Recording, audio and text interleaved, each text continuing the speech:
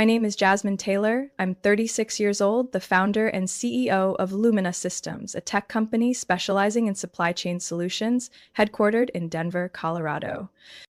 After 12 years of building from scratch, surviving two near bankruptcies and three grueling funding rounds, my company finally secured the biggest contract in our history, a $24 million deal with Crestview Holdings, a major commercial real estate developer in the western United States. I still remember exactly how it felt when Eleanor Price, CEO of Crestview, picked up the phone and confirmed that they had chosen Luminous Systems over a competitor 3 times our size. It felt like finally breathing after years of suffocation, like being seen after so long of being dismissed as the girl with a few lines of code and a dream. I thought this time my family would be proud, this time I would be recognized as someone of real worth. I was wrong. My younger brother Brandon Taylor's wedding was held at the bride's private estate in Carmel, California. Although things between Brandon and me had grown cold over the years, I agreed to attend. Not because I was overly optimistic, but because I believed maybe it could be a new beginning, a chance to reconnect, a moment to return to being family, as my mother always said, as long as you know your place.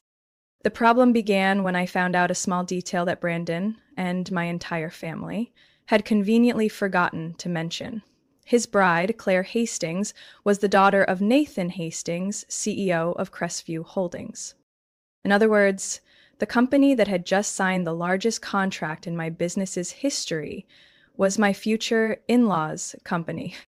Not a single person in my family told me, not one word, not even "Oh, Jasmine, by the way, Brandon's father-in-law to be is Nathan Hastings, the man negotiating with your company." They stayed silent, as if my success was something to be hidden. I knew this wasn't accidental. Brandon knew who I was. He knew Luminous Systems. I had mentioned it 100 times. He knew why I quit my job in Seattle, why I spent nearly a year sleeping on a couch in my office to save on rent. But Brandon never really listened. My mother, Susan, only wrote me 3 lines in the wedding email. "Brandon's wedding will be a big event. Hope you can come. Dress modestly. Claire is pretty traditional." No congratulations. No questions about my work. Not a word about the deal her daughter had just secured. I used to think I was used to being overlooked. But this crossed a line. Because when the Lumina Crestview deal was announced internally, I immediately called my parents. I was excited to share. I hoped, genuinely, that this time they'd be proud. I still remember exactly what my mother said, her voice cool and dismissive. "Oh, really? Brandon's marrying Claire Hastings. She's Nathan's daughter. Your contract, that's your thing? The big family event right now is the wedding?" I went quiet. I don't know what made me still show up to that wedding in the custom blue dress I had tailored in New York, hoping, foolishly, that this time I would be seen. Not as a shadow, but as myself. I used to be very close to Brandon. We were 3 years apart, growing up in a gray wood house in Boulder, Colorado, where winters blanketed the porch in snow and summers smelled of fresh pine from the forest out back. We built forts from old blankets, split the last pack of cookies in the pantry, and once hid a neighbor's cat in the basement when my mom warned, "Don't bring that filthy animal in here." Brandon was the first person I taught basic coding to, from a library book I borrowed. He was the only one who clapped when I won the 6th grade science fair, but everything changed when we hit our teens.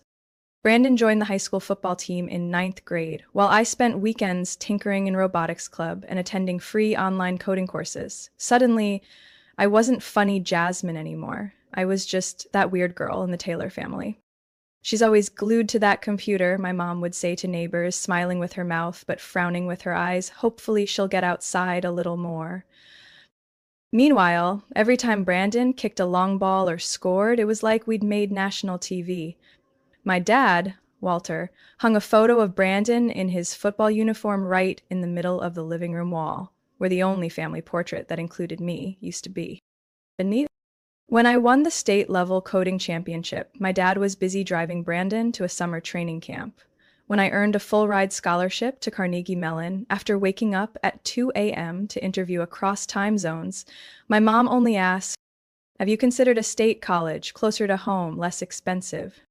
They never asked what I wanted, they just knew I wasn't Brandon. I wasn't social, I wasn't athletic, I didn't fit into real-world environments. That last one came from my dad. I remember it perfectly. It was my 21st birthday.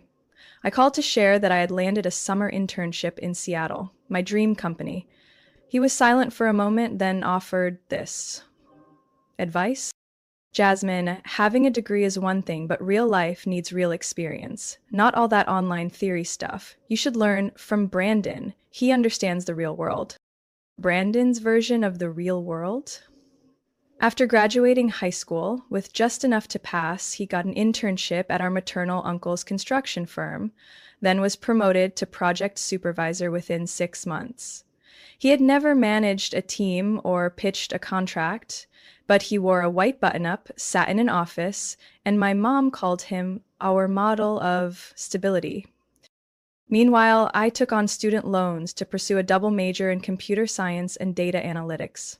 I waited tables at night, stayed up until 3 a.m. to finish project work, then rode the bus 17 miles to a research center every morning.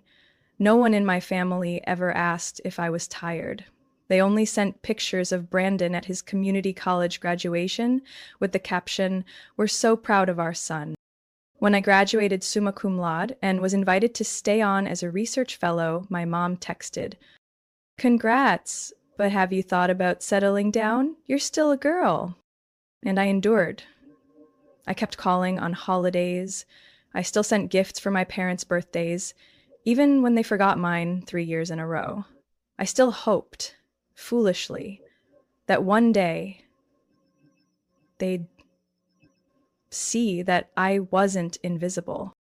But being left off Brandon's wedding invitation, not even being mentioned despite holding the biggest contract from the bride's family business, that made me realize I was never truly part of this family. I started Lumina Systems on a February night in a run-down studio apartment on the third floor of a walk-up in Denver's Five Points neighborhood. Outside the window, street lamps cast a pale yellow glow over the snow, while in my hand I had nothing but an old laptop, $18,200 in savings, and a small business loan I secured after 3 rounds of interviews with the bank. I placed my desk right beside the kitchenette, pressed against the wall, across from the sofa bed I bought off Craigslist for $100. For the first year I had no office, no employees, just me, a whiteboard hanging loosely from a coat hanger, and the dream of an AI-powered smart supply chain platform I called Orion.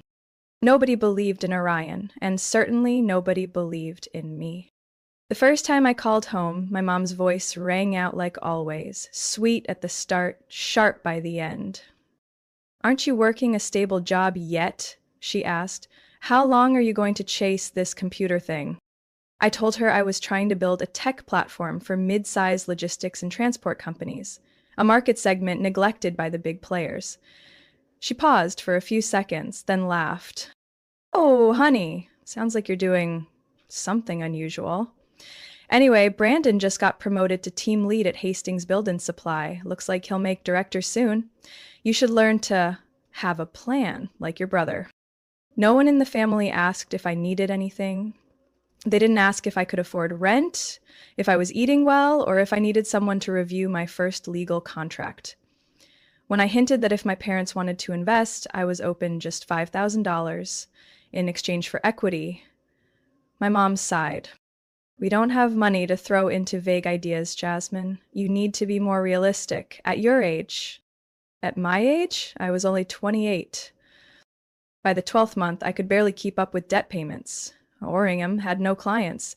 I knocked on every bank's door, pitched at every chamber of commerce, attended tech fairs in old warehouses on the edge of town, just for the chance to speak to one investor, one potential buyer, anyone willing to listen past 2 minutes. Then, one March morning, I got an email from an unfamiliar name, Lisa Patel, COO of Mid-Range Foods, a mid-sized frozen food retailer based in Salt Lake City. She had attended a virtual webinar I hosted. one with just 4 attendees. Lisa was one of them. The email had just 3 lines. I was impressed with the model you described. My company's facing serious warehouse and transport data issues. Can we talk next Tuesday? I called Lisa 3 days later after preparing everything down to the last detail. The pitch lasted 18 minutes. Negotiations stretched out over 3 weeks. Mid-range became my first client, a software installation package worth $64,000. I cried silently when the invoice was paid. Just 6 months later, Orion was mentioned in an article by Supply Chain Today as a lightweight solution with the potential to boost efficiency by 18% in 3 quarters. From there, it felt like the floodgates opened. A produce shipping firm in Texas reached out, then a domestic goods distributor in Nevada. I hired my first employee, Sophia, a systems engineer formerly at Amazon, and secured my first real office on the 8th floor of a modest building near downtown Denver. I called my mom, voice trembling slightly. "Oh, Mom, I just signed a new contract. If things go well, Lumina's revenue might hit $1 million this year." She paused, then said, "Brandon just bought a new car, that GMC Terrain. It really suits him." I hung up. But this time, I didn't cry. The contract with Crestview Holdings came like a sudden downpour in the desert. It was a 3-year deployment package worth $24 million, the largest deal to date for Lumina Systems. The negotiation took nearly 4 months, beginning at a logistics business conference in Houston, where I gave a short presentation on optimizing interstate transport data. Eleanor Price, COO of Crestview, approached me after that session. She was brief and razor sharp. "I've sat through dozens of hollow pitches. You're the first one who hit exactly where we're bleeding. You have 2 weeks to show me what Orion can actually do." My team and I worked those 2 weeks like our lives depended on it. We built a full prototype for their Albuquerque branch, simulated the entire system for 7 days, and demonstrated a projected savings of at least 14% in operational costs within the first quarter. The result? The contract was signed, and I was invited to the Strategic Partnership Announcement event at Crestview's headquarters in San Diego. I arrived as a CEO. No cocktail dress, no sparkling necklace, just a charcoal gray suit, pointed leather shoes, and the confidence built over 12 years of proving people wrong. And that's where I met him, Nathan Hastings. Nathan arrived 10 minutes late, but the room fell silent as he entered.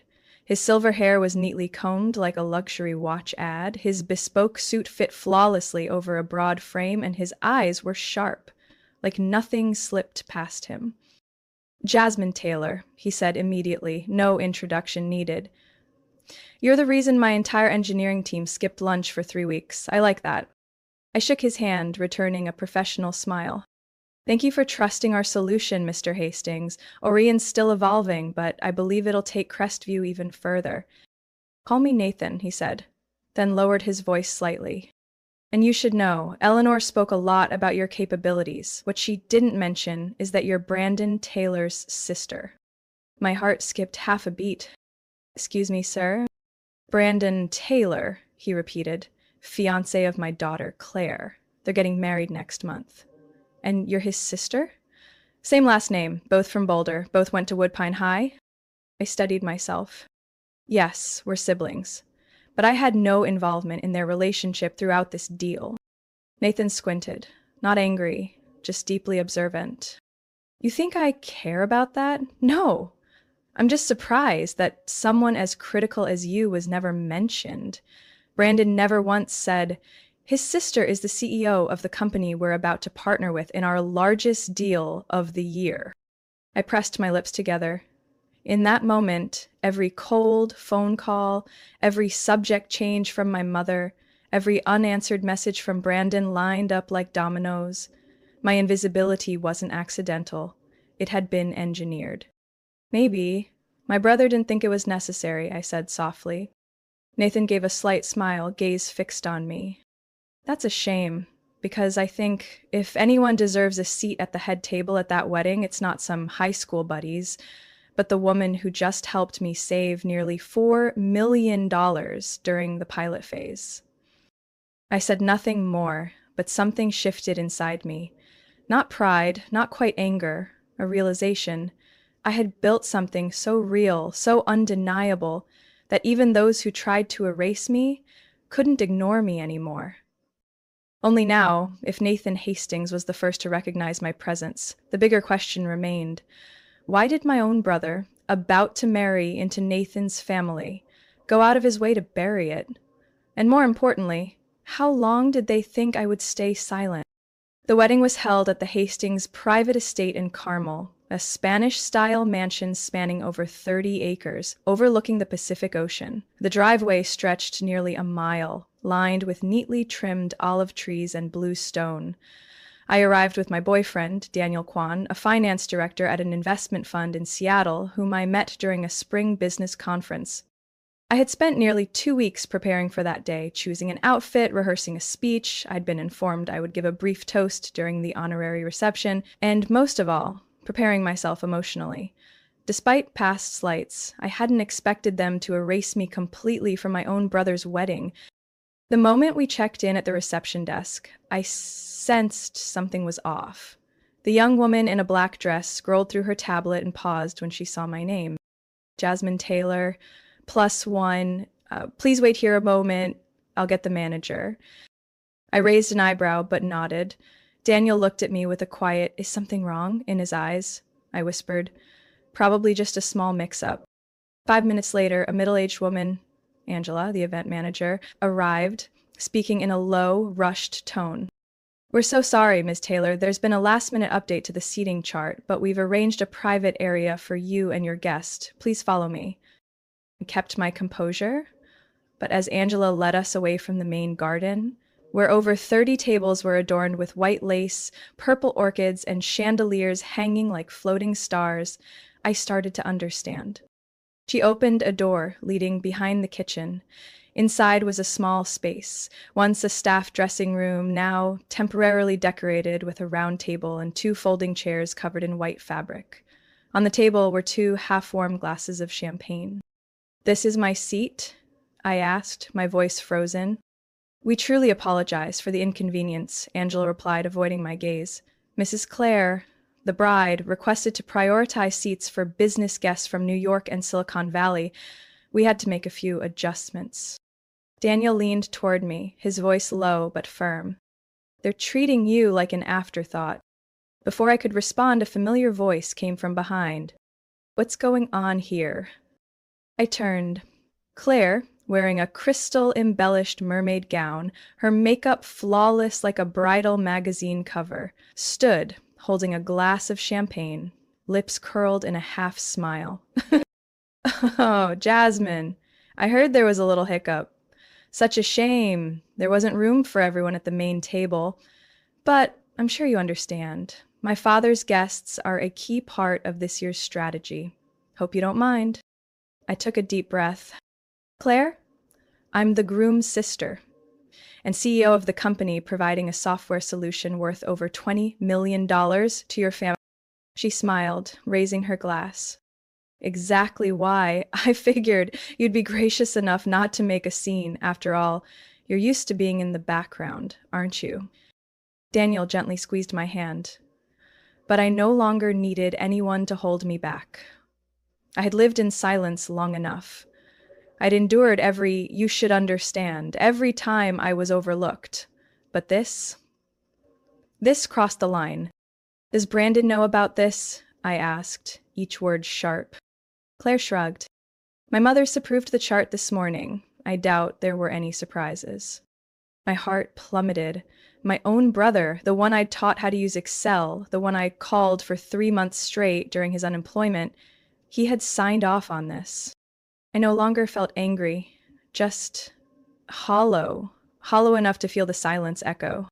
"Daniel, can you give me a few minutes?" I asked, my hand still cold.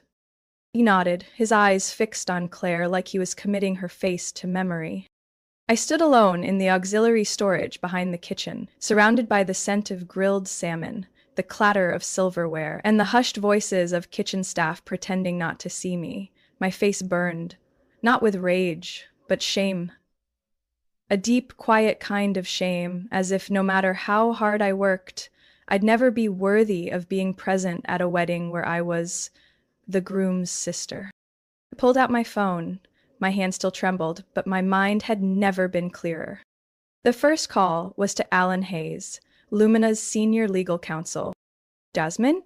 His voice held a hint of surprise. Alan, prepare the termination documents for Crestview Holdings, effective immediately. I'll sign the hard copy Monday morning. Sorry, what? Is there a problem with the rollout? No. The problem is ethics and basic respect. I hung up. No further explanation. Straightening my blazer and wiping away the smudged mascara beneath my eyes, I stepped out of the kitchen and back into the garden. Daniel waited at the edge of the lawn, his eyes asking, "Are you okay?" I didn't answer. I walked straight toward the head table, where Nathan Hastings laughed with three men in slate gray suits, wine in hand. Brandon sat beside him, his face slightly tense. Claire was chatting with someone from media, unaware I was approaching. I stopped beside the table. "Nathan," I said calmly, yet coldly, "I need a minute." He turned, clearly surprised to see me. Gaspering, "What's going on?" I met his eyes. "I just contacted Lumina's legal team to terminate our contract with Crestview, effective immediately." The music continued, but around the head table, silence dropped like a curtain. Brandon looked up, pale. "What did you say?" Nathan's voice dipped low. "This isn't about Orion, or software, or KPIs, or cost efficiency. It's about how you treat partners, especially when you think they're just the groom's sister. I was seated in the kitchen, wasn't I? With your daughter's and my brother's consent." Claire started to speak, but I raised a hand. "Don't, Claire. I have the receipts. Emails from the event team, the approved seating chart from this morning. You confirmed it yourself in front of at least 3 people. I don't need your explanation." I turned to Nathan. "I can't allow Lumina to continue with a company that can't distinguish between family ties and professional respect. If you think I'm the kind of woman who can be shoved aside at a wedding and still send monthly software updates without question, you're mistaken." Brendan stood. "You're blowing this out of proportion. It's just a seat. Do you have to ruin my wedding?" I looked at my brother, the one I stayed up nights helping with job applications, the one I paid summer tuition for out of pocket. "No, Brandon, this isn't about the seat. It's about 15 years of being treated like a shadow in my own family. And you stood by nodding, clapping, letting it happen." I looked around the table. At least 4 CEOs and investment executives watched the whole thing unfold. If any of you think I'm an impulsive woman tearing up contracts over a bruised ego, I'm fine with you walking away. But if you've ever been treated like your worth was invisible and still stood up to build something real, maybe you understand. 1 second, 2, 3. The first to nod was Greg Lambert, development director at Rixer Group, who'd ghosted 3 of my demo pitches in the past. "I think," he said, "we need a meeting with Lumina as soon as possible." Then 2 business cards slipped into my hand. No one objected. Claire's face flushed. Nathan said nothing. He just exhaled and murmured, "You surprised me, Jasmine, but maybe I needed to be surprised." I nodded. And I needed to be seen. Not as someone's sister. As myself. As I turned away, Daniel came beside me, squeezing my hand.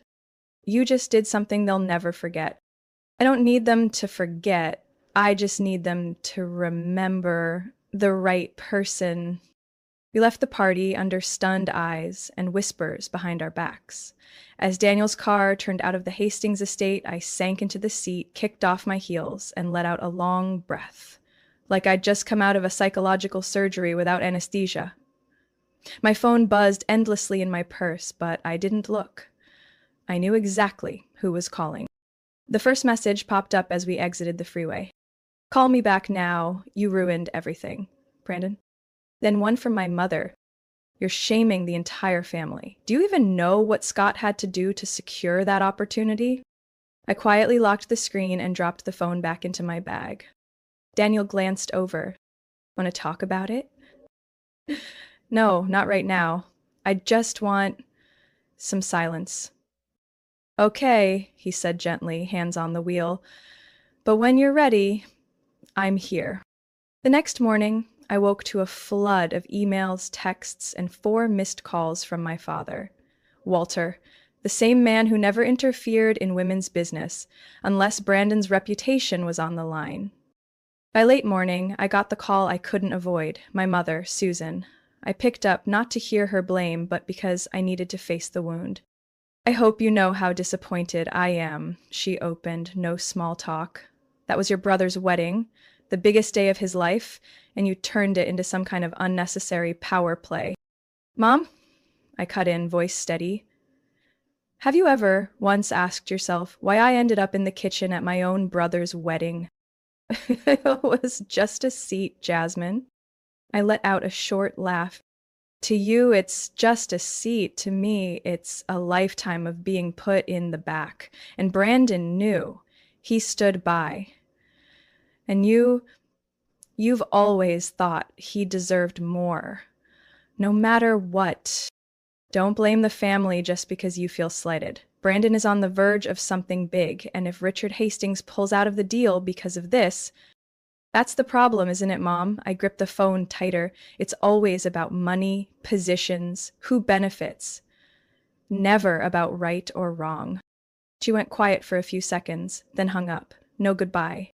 2 days later, I received a text from an unknown number. Jasmine, it's Lucille. Your dad's sister? I blinked. Aunt Lucille? The woman we were forbidden to mention growing up because she was rebellious and disrespectful to the family? The one I'd only heard about in disjointed childhood whispers? Another message followed.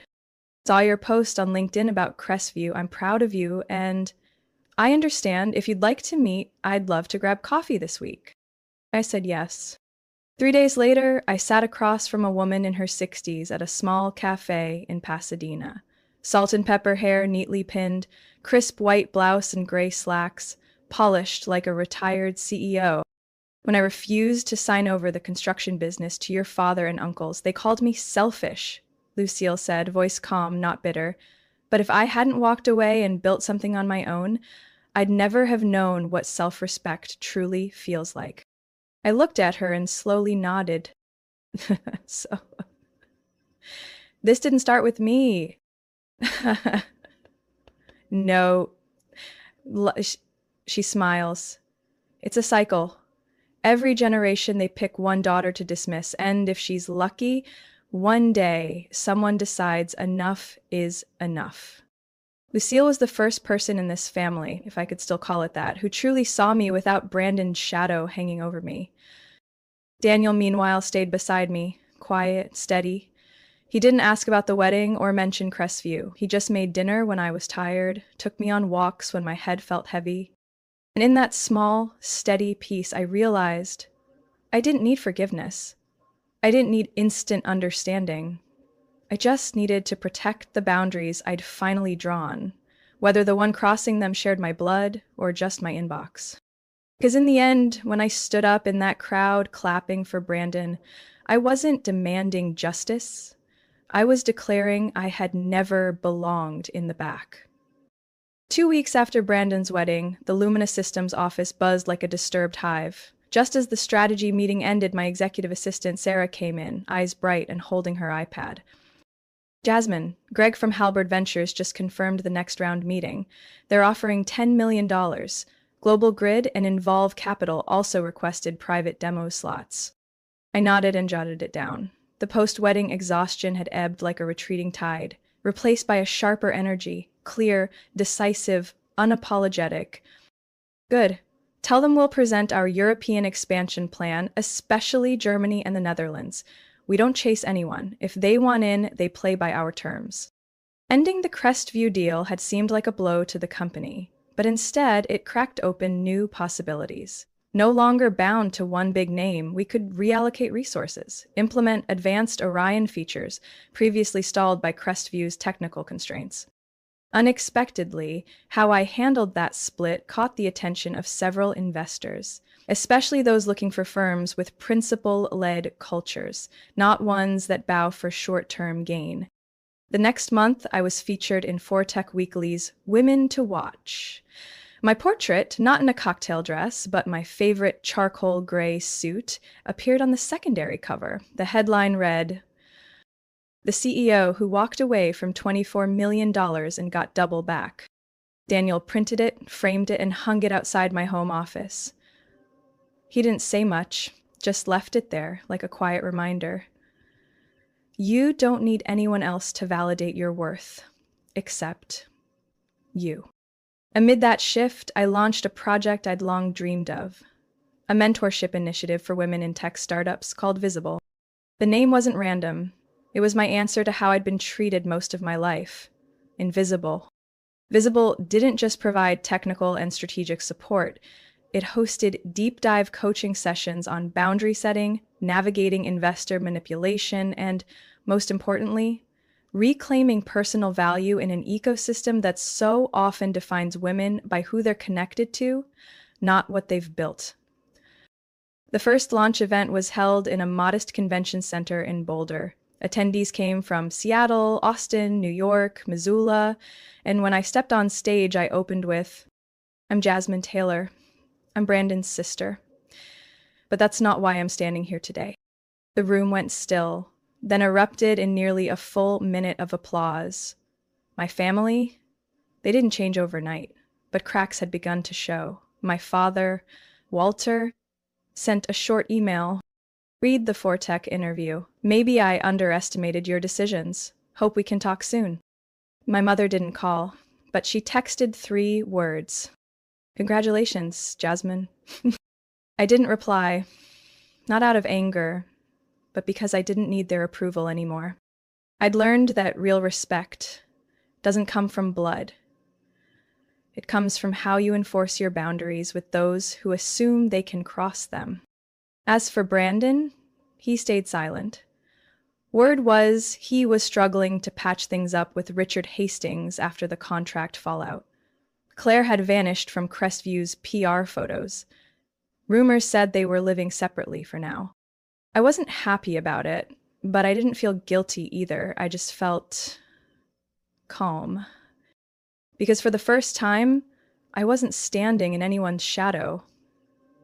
And that, not a headline, not a new deal, was the greatest victory of my life. A victory born from one simple choice: to stop seeking validation and start living by the worth I already had. Late Saturday afternoon, I sat on the balcony of my 14th floor apartment, Denver's skyline glowing gold under the sunset. Daniel was in the kitchen, clinking utensils, probably cooking something with salmon and asparagus. The soft scent of melted butter drifted in the breeze. I curled up in my chair with a cup of hot tea, gazing toward the Rockies as they slowly faded into a gentle orange hue. My phone lay idle beside me, still no text from Mom, no missed calls from Brandon, no apology, no explanation. And strangely, I wasn't waiting anymore. I used to believe my worth depended on being acknowledged by family, that no matter how much the world praised me, if my mother didn't call to say, "I'm proud of you," I still hadn't made it. But after everything, I've realized one truth more clearly than ever. Family ties are no excuse to accept being hurt. And recognition, if begged for, loses all value. I no longer want to convince anyone I'm worthy. I don't need a seat begrudgingly handed to me at someone else's table. I can build my own. A sturdy, fair table for those who listen, those who respect. And strangely, once I did that, many came to sit with me. Not because I pleased them, but because I stayed true to myself. Daniel stepped onto the balcony, set a plate in front of me, then took the seat across. "Lemon butter salmon, nothing fancy. But you need fuel. This week you've been running a marathon." I laughed. I needed something warm. And someone who doesn't talk much, but always shows up. "Thank you." "For you, always." He smiled, reaching across the table to hold my hand. A small gesture, yet it spoke volumes. When someone truly sees you, they don't need a reminder. They show up. I spent years believing I had to be something. good enough, quiet enough, giving enough to be accepted. But the truth is, I've always been enough, even when others refused to see it. I thought of Ms. Lucille, the woman once labeled difficult for keeping her own company. Now, every Friday morning, we have coffee at the corner of 14th and Pearl, chatting about business, books, and the things no one dares mention at family dinners. I thought of the women in the Visible program, once called delusional, impulsive, unrealistic, now reclaiming language and space to define themselves. In every session, I see myself in them, skeptical eyes, hesitant voices, and gradually, through each story shared, through being truly heard, the light in them grows clearer. I also thought of my mother. Maybe she'll never change. Maybe she'll always see me as stubborn and difficult. But that no longer suffocates me, because I know I'm not here to be the reflection of anyone's expectations. I'm here to fulfill the fullest version of who I am. An email pinged from Sarah. A Swiss investor wants to negotiate bringing Orion to Europe. I smiled, typing a short reply. Schedule the meeting, but be clear, terms will never be about money. They're about respect. I looked at Daniel, then out at the city transforming under the violet sky. Every journey worth taking begins with one decision, not to follow the worn path, but to step off it, even if you must walk it alone. My story doesn't end with a reunion, a teary hug, or a dramatic apology. It ends with a quiet but powerful choice. I'm no longer stepping back, and if anyone ever asks me what changed everything, I'll answer simply, it was the day I refused to sit in the kitchen of a party I deserved to be at the center of. Jasmine's story is a powerful reminder. Your worth doesn't come from family approval or anyone else's validation. It comes from how you see and stand up for yourself. In real life, many are pushed aside for not fitting into family expectations. But like Jasmine, you have every right to walk away from a table where you're disrespected and build your own, where respect is not begged for, but given because you've earned it from the start. What do you think of Jasmine's decision? Would you do the same in her place? Share your thoughts in the comments, and don't forget to follow the channel for more powerful stories about family and life.